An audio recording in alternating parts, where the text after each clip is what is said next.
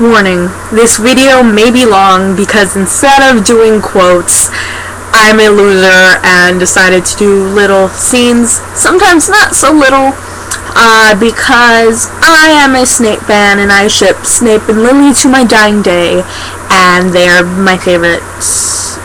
I have other favorites, but they're the favorites of the favorites. This is from Chapter 32, The Elder Wand. A flask, conjured from thin air, was thrust into his shaking hands by Hermione. Harry lifted the silvery substance into it with his wand. When the flask was full to the brim, and Snape looked as though there was no blood left in him, his grip on Harry's robes slackened. "Look at me," he whispered. The green eyes found the black, but after a second, something in the depths of the dark pair seemed to vanish, leaving them fixed, blank, and empty. The hand holding Harry thudded to the floor, and Snape moved no more. Chapter 33, The Prince's Tale. There was a little silence. Lily had picked up a fallen twig and twirled it in the air, and Harry knew that she was imagining sparks trailing from it. Then she dropped the twig, leaning in toward the boy, and said, "It is real, isn't it? It's not a joke? Petunia says you're lying to me. Petunia says there isn't a Hogwarts. It is real, isn't it?" "It's real for us," said Snape. "Not for her, but we'll get the letter, you and me." "Really?" whispered Lily. "Definitely," said Snape, and even with his poorly cut hair and his odd clothes, he struck an oddly impressive figure sprawled in front of her, brimful of confidence in his destiny. "And will it really come by owl?" Lily whispered.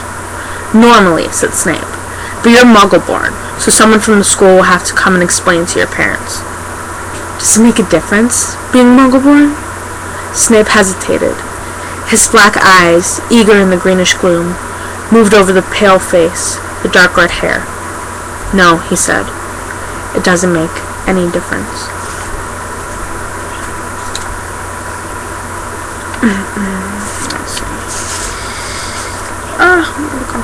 Okay.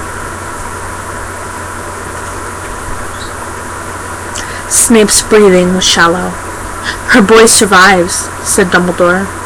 With a tiny jerk of the head, Snape seemed to flick off an irksome fly. "Her son lives. He has her eyes, precisely her eyes. You remember the shape and color of Lily Evans' eyes, I am sure." "Don't!" bellowed Snape. "Gone. Dead." "Is this remorse, Severus? I wish I were dead." "And what use would that be to anyone?" said Dumbledore coldly.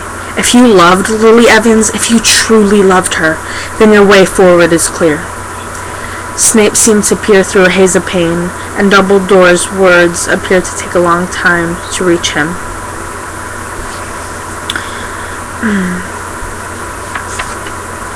And then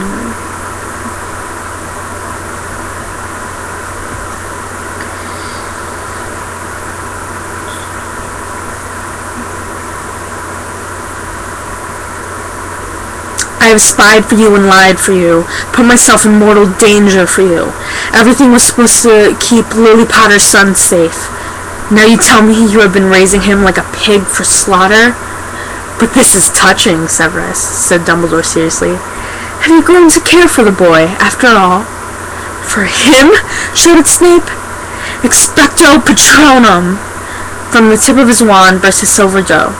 She landed on the office floor, bounded once across the office, and soared out of the window. Dumbledore watched her fly away, and as her silvery glow faded, he turned back to Snape, and his eyes were full of tears. "After all this time?" "Always," said Snape. And next, Snape was kneeling in Sirius's old bedroom. Tears were dripping from the end of his hooked nose as he read the old letter from Lily. The second page carried only a few words. "Could have ever been friends with Gellert Grindelwald. I think her mind's going personally. Lots of love, Lily." Snape took the page bearing Lily's signature and her love and tucked it inside her robes. Then he ripped into the photograph he was also holding, so that he kept the part from which Lily laughed, throwing the portion showing James and Harry back onto the floor, upon the chest of drawers.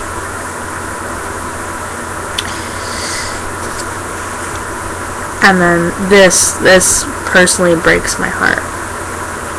Headmaster, they're camping in the forest of Dean, the Mudblood. Do not use that word. Because, as we all know, Snape and Lily stopped being friends because he called her a Mudblood out of fury and sadness. So, that is it. This video is like 6 minutes long, and I regret nothing. There were other scenes that I cut. I could have said more. Like when Harry noticed that Snape became relaxed when Lily called James Potter an arrogant toe rag. Yeah. And then there's a couple more I could have done. But yeah, they're all Snape related. They're all Snape-Lily related, really. But I regret nothing because I love Alan Rickman. I love Snape. I love Snape/Lily. I love Harry Potter. So deal with it. I'm too awesome to do simple quotes or quotes from each book. I'm way too awesome for that, so deal with it. And I look like crap because I'm in my pajamas because I'm sick, so deal with it.